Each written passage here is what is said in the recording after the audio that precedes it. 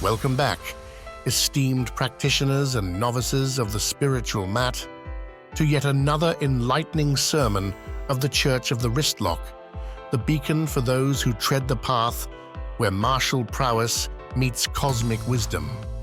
I am your host, Renshi Kennudus, and today we venture even deeper into the mystical realms of our beloved Church of the Wristlock. Under the guidance of our enlightened spiritual navigator, we stand at the threshold of revelation and transcendence through the sacred art of the wristlock.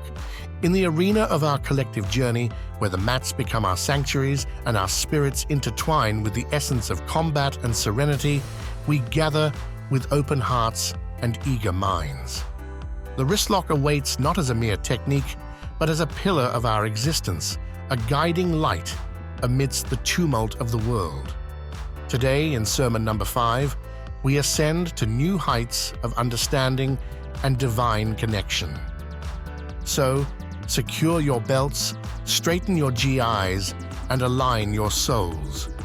Our odyssey transcends mere physicality as we explore the boundless dimensions of the wristlock, from its celestial inception to its profound impact on our earthly voyage. Whether you're a master of the mats or a seeker on the spiritual path, today's discourse promises not just enlightenment and mirth, but a deeper communion with the cosmos.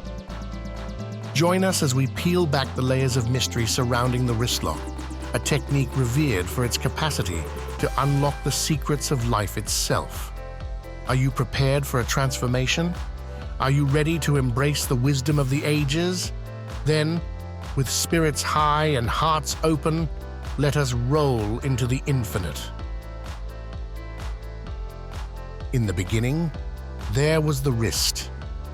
Brethren, in the beginning, when the universe was a void without form and the spirits floated aimlessly in the ether, the great mat in the sky did quiver. From this divine vibration, the wrist, yes, the wrist, was born, and thus the foundation of all submissions was laid, a testament to the eternal power of the twist and lock. This sacred genesis of the wrist was no mere happenstance. It was the universe's first decree, a divine proclamation that from this wrist, all forms of mastery and control would henceforth spring. The wrist, in its infinite wisdom and flexibility, was destined to become the cornerstone of our spiritual and physical journey, a symbol of the ultimate connection between the heavens and the earth.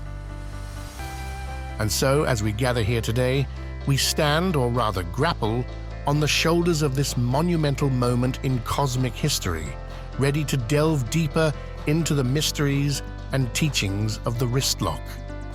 Let us reflect on its omnipresence in the fabric of our daily lives, and how, through its guidance, we navigate the complex tapestry of our existence. In the tapestry of our daily lives, amidst the hustle and bustle that defines our existence, the wristlock emerges not just as a technique, but as a guiding philosophy. It weaves itself into the very essence of our being, offering lessons that extend far beyond the confines of any dojo. The parable of the doubting Thomas. Hear now the parable of doubting Thomas, the grappler who believed not in the power of the wristlock. Thomas spake, "Show me a sign, for I believe only in the choke and the arm bar." And lo, unto Thomas appeared a vision of the wristlock prophet, who did say, "O ye of little faith, extend thine arm unto me." And with a flick and a twist, Thomas did tap, and his faith was restored. Verily, he went forth to preach the gospel of the wristlock, his doubts cast aside like a worn-out GI, the Book of Ligaments. Turn we now to the Book of Ligaments, where the sacred texts speak, "Blessed are those who lock, for they shall inherit the mat. For in every joint and ligament there is a lock waiting to be discovered, a submission waiting to be embraced." Thus, we are reminded that the path to martial enlightenment is paved with the understanding and application of the wristlock, from white belt to black, from novice to master. The revelations of flexibility. Behold, the revelations of flexibility were bestowed upon the faithful, teaching that to be rigid is to be broken, but to be flexible is to find strength in the gentle art. For the wristlock doth not just bend the wrist, but also the will of thine opponent, leading them to the sacred tap. Let us, therefore, be like the willow, bending in the wind, but never breaking, our flexibility a testament to our devotion. The exodus from mediocrity. Fellow practitioners, I speak unto you of the great exodus, the journey from the land of mediocrity to the promised land of technical prowess. With the wristlock as our staff, we parted the Red Sea of doubt, leading our spirits to the hallowed ground where every grip promises salvation and every twist preaches deliverance from the mundane. The Book of Armaments, chapter Wrist, verse Lock. Brethren, turn now in your holy manuals to the Book of Armaments, chapter Wrist, verse Lock.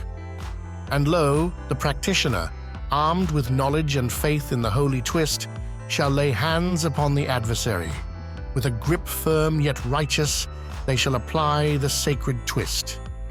And there shall be much tapping, and it shall be known that the wristlock reigneth supreme. The revelations of the mat.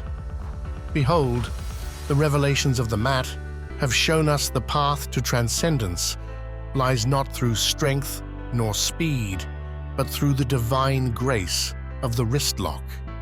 For in its execution we find purity of purpose, in its mastery the key to the gates of martial heaven, the benediction of the joint lock.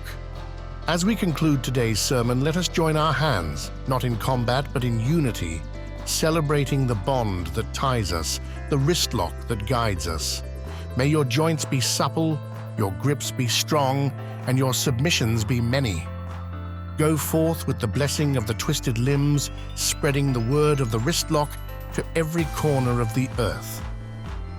In the name of the grip, the twist, and the holy tap, we say, Os.